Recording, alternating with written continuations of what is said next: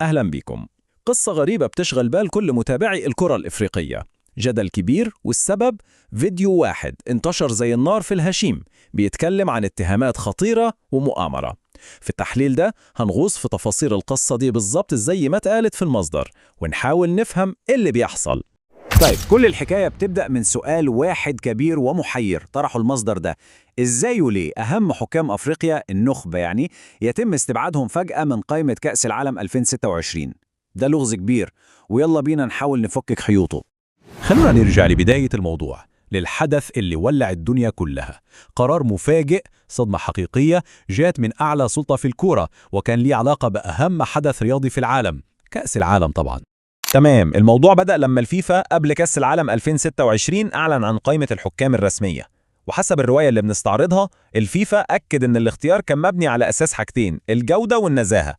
كلمتين مهمين جدا، بس اللي حصل بعد كده كان مفاجأة للكل. وهنا بالظبط حصلت الصدمة. الإعلان ده كان كأنه قنبلة وقعت على الاتحاد السنغالي. ليه؟ لأنهم بصوا في القائمة ولقوا إن أهم حكامهم مش موجودين. غياب واضح ومريب، والمصدر بيعتبره ضربة قاصمة ليهم. طيب، عشان نفهم إزاي وصلنا للنقطة دي، المصدر بيرجعنا لنقطة البداية، لأصل المشكلة كلها، وهي مباراة لناشئين، لكنها كانت أي حاجة إلا إنها عادية. القصة زي ما بيحكيها المصدر بترجع بينا للألعاب المدرسية في زيمبابوي. تخيلوا معايا المشهد: ماتش كورة بين ناشئين تحت 15 سنة، فريق من المغرب وفريق من السنغال. على الورق مجرد ماتش عادي، بس في الحقيقة ده كان الماتش اللي هيقلب كل حاجة.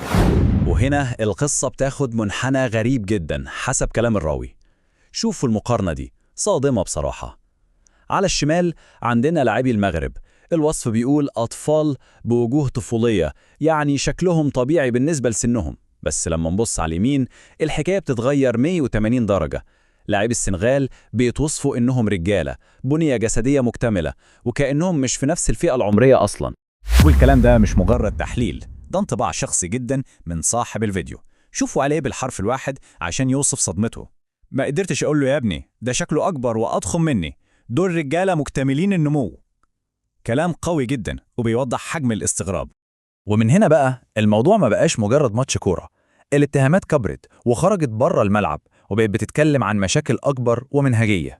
صاحب الفيديو بيقول إن اللي شافه ده مش حالة فردية وخلاص، لا، هو بيعتبره مجرد قمة جبل الجليد. عرض المشكلة أكبر بكتير، وهي التزوير والفساد اللي منتشر في القارة على حد وصفه.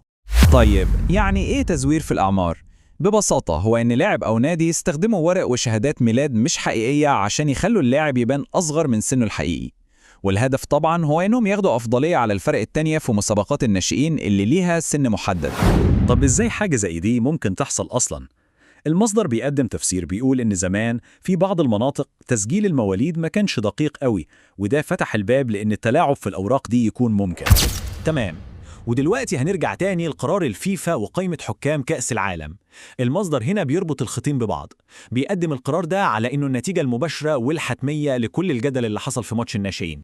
ولو بصينا على التفاصيل اللي بيعرضها المصدر هنلاقي الصورة أوضح. عندنا حكام من المغرب زي جلال جيد ومصطفى أكركد وزكريا برنسي وحمزة الفارق، كلهم في القائمة. وفي المقابل بنشوف أسماء كبيرة تم استبعادها، وأهمهم السنغالي عيسى سي والكونغولي جان جاك ناندالا.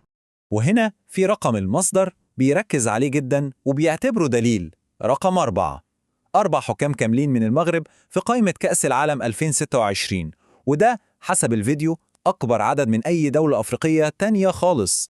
والموضوع مش بس مين اللي دخل القائمة، الأهم هو مين اللي خرج منها.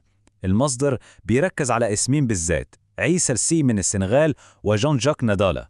دول مش أي حكام، دول بيوصفوا إنهم من حكام الصف الأول في أفريقيا، خبرة كبيرة، عشان كده غيابهم كان علامة استفهام كبيرة. طيب، إزاي المصدر بيجمع كل النقط دي مع بعض؟ يلا نشوف إزاي بيربط بين ماتش الناشئين وقرار استبعاد الحكام. الرواية اللي بيقدمها المصدر بتربطت كلها في النقط دي. أولاً بيقول إن ماتش الناشئين ده فضح قصة التزوير المزعوم في الأعمار، وكنتيجة مباشرة قرار الفيفا باستبعاد الحكام كان عقاب صريح للاتحاد السنغالي. ولما الفيفا اتكلم عن النزاهة كمعيار، المصدر بيشوف إن دي كانت الطريقة لتبرير الاستبعاد ده. وده خلى الفيفا حسب الرواية يشوف السنغال كبؤرة للتوتر والمشاكل، وفي المقابل اختيار 4 حكام من المغرب ده رسالة ثقة واضحة في المغرب.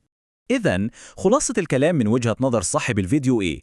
إن كل اللي حصل ده مش صدفة أبداً، لا، دي كلها حتة دومينو بتقع ورا بعضيها، وإن الموضوع كله عبارة عن ضربة موجعة للسنغال، وهي نتيجة مباشرة للفساد اللي هو بيعتقد إنه موجود ومنتشر. وفي النهاية الرواية دي بتسيبنا كلنا مع سؤال مهم جدا للتفكير، وهو نفسه السؤال اللي بيطرحه المصدر: إيه ممكن يكون معنى القرارات دي لمستقبل إدارة وتنظيم كرة القدم في أفريقيا؟ سؤال كبير وأكيد هيفتح الباب لنقاش طويل.